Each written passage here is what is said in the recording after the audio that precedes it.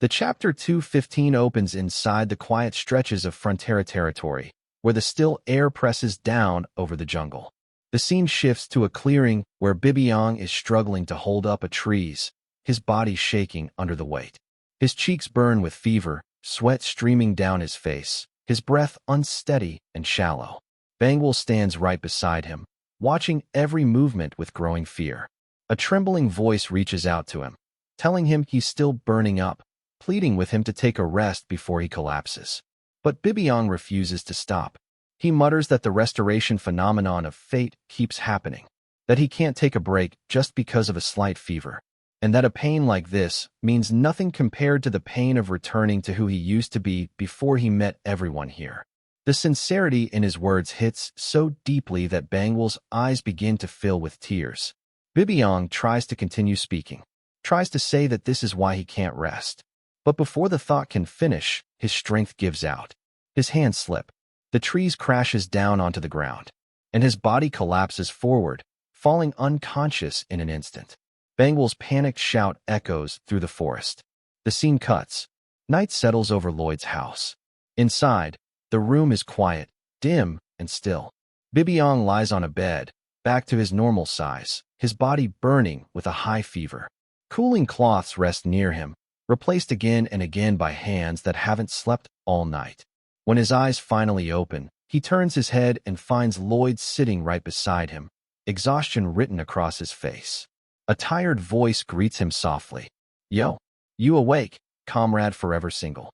Bibiang jolts up in his small bed, panic rushing in as he asks if the construction is okay. A calm answer follows. Everything is finished, though another issue has appeared. As he looks around the room, he finally notices the cooling cloths and the things used to treat his fever. Realization hits him hard. In disbelief, he asks if Lloyd took care of him through the night. Why he would waste time on someone like him when he already has so much to handle. Lloyd's weary eyes don't look away. He quietly says there's no such thing as just, that everyone around him matters. And if he loses even one of them, nothing else means anything. The words strike deeper than anything else. Bibiang's eyes fill with tears, and he mutters under his breath, calling him a fool for choosing to exhaust himself like this. Many days pass, and the war between the Hell King and Frontera reaches its peak. The battlefield stretches across ruined plains and burning skies. Countless arrows rise from the Frontera side, thousands of them, launched in a single coordinated strike. They fill the air like a storm, falling in waves onto the countless hell monsters below. Screeches echo as bodies collapse one after another. At the very front of the united forces stands Queen Alicia Magentano, her sword pointed toward the enemy lines. Her voice thunders above the chaos, carrying the weight of an entire world. The Frontera Army and the Grand Race Alliance advance, and with that single command, the battlefield erupts. Humans, elves, merfolk, beastkin, centaurs, demons, every race allied under Lloyd's banner, charge forward with unstoppable force. Soldiers roar. Magic surges. The ground trembles under the weight of thousands moving as one. Amid the chaos, Lloyd is also running toward the hell monsters, pushing forward with determined speed. Above him, Goming descends through the smoke-filled sky. The moment the flying summon reaches him, Lloyd leaps upward and lands on its back. In an instant, he's soaring across the battlefield, cutting through the sky as hell monsters leap up, trying desperately to pull him down. Below, the ground erupts. Bibiang charges through the hell monsters like a living cannonball. His fist crashes into a demon's skull, sending shockwaves through the battlefield. Without slowing, he grabs the creature with both arms and tears it apart in a burst of raw strength. But the monsters keep coming. A sudden glow builds inside the throat of one of the hell beasts, an attack forming. A soldier notices it and screams that it's about to fire. A beam of light erupts, blinding, focused, lethal. Before anyone can react, Bibiang throws himself into the blast. His body takes the full impact, the beam exploding across his back and sending him crashing into the shallow water below. Pain burns through him. His eyes are closed, body trembling, barely holding together. But his thoughts echo louder than the battlefield. If I lose even one, then none of this has meaning. With no one, I'll never be separated again. He tries to move, but his muscles refuse. Hell monsters begin to surround him, gathering for the kill. But then, a shadow descends from the sky. Bangla drops like a meteor, using her entire body as a weapon. The impact alone vaporizes the monsters around her, their bodies disintegrating into nothing. More demons rush toward her, and one manages to grab her, hurling her across the field. Before she hits the ground, Bibiong forces his battered body to move. He lunges forward, catching the monster from behind. With a burst of strength, he lifts it into the air and drives it backward into the ground with a brutal suplex-like throw, snapping its spine on impact. The battlefield quakes again. High above, Lloyd prepares to activate the one power he never wanted to use. His voice trembles with resolve and pain as the world around him reacts. Strongest in the world, activated. But this power demands everything. The moment it activates, all of Lloyd's summons, every creature shaped by the system, every beast he fought beside as family, begin to fade from existence. Their bodies lose form. Their shapes flicker. And one by one, they disappear. It's not a surprise. It's not sudden. But it breaks hearts all the same. Bibiong sees Bangla's body turning transparent, her outline trembling as light eats away at her form. His heart stops. Tears burst from his eyes before he even realizes he's crying. He runs toward her, voice cracking, tears streaming down his face. Bangla watches him with a soft, warm smile, even as her body slowly dissolves. He reaches her, crying harder, desperately trying to hold on to someone who is slipping away with each passing second. Lloyd sees it all, and he breaks too. Tears run down his face as every companion he ever loved, every summon he treated like his own family, vanishes from the world. Bangla's smile doesn't fade, even as her body finally disappears. Bibiong doesn't collapse. He stays, sobbing uncontrollably, clutching the air where she used to be. Lloyd wipes his tears, and what remains in his eyes is pure, burning rage. He turns toward the Hell King with a resolve that shakes the battlefield. Moments later, after a final clash too bright and violent to describe, Lloyd and the Hell King vanish together into the gate of reincarnation. And just like that, he is gone.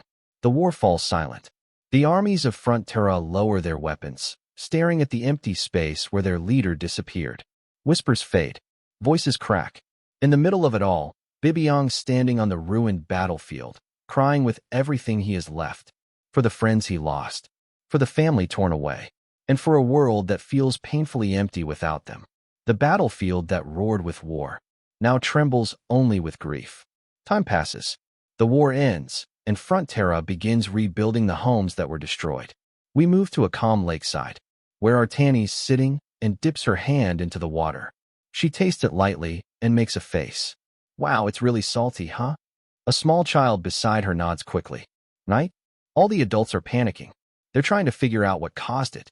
Artanis looks toward the distant mountain ridge, as if reading the landscape. She slowly rises to her feet, eyes narrowing. I know the reason. The scene shifts. At the far end of the lake, a massive shadow is curled up near the water, Bibiong.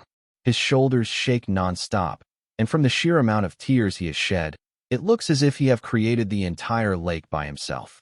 His cries echo softly across the valley, filled with sorrow, longing, and memories he can't fully understand. Artanis approaches him carefully, smiling gently. Bibiong Nim, you mentioned it before, didn't you?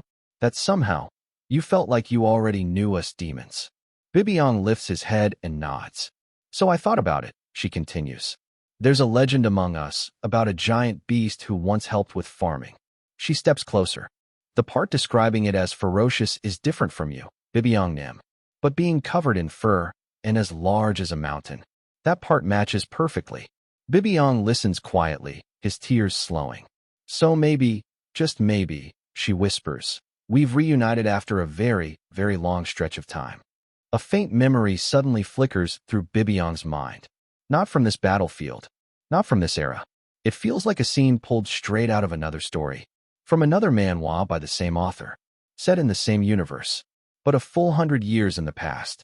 A glimpse from what a bountiful harvest, Demon Lord. Almost as if a past life is reaching out to him. Trying to remind him of something he once was. Or someone he once knew. Artanis continues softly. Lloydnim, Who is away for now? Padongnim, Bangwalnim, Hamongnim, Gomingnim. Her voice warms. When we meet everyone again, I hope we can smile and say, we've been doing well. Tears return to Bibiong's eyes, but this time they're softer. He lowers his head, trying to steady his breath. And then, he suddenly stands up to his full enormous height and lets out a powerful roar that shakes the entire lake. The blast of wind and water rushes outward, completely soaking Artanis from head to toe. Bibiong's thoughts rumble through the moment. My name is King Stoma. Time skips forward.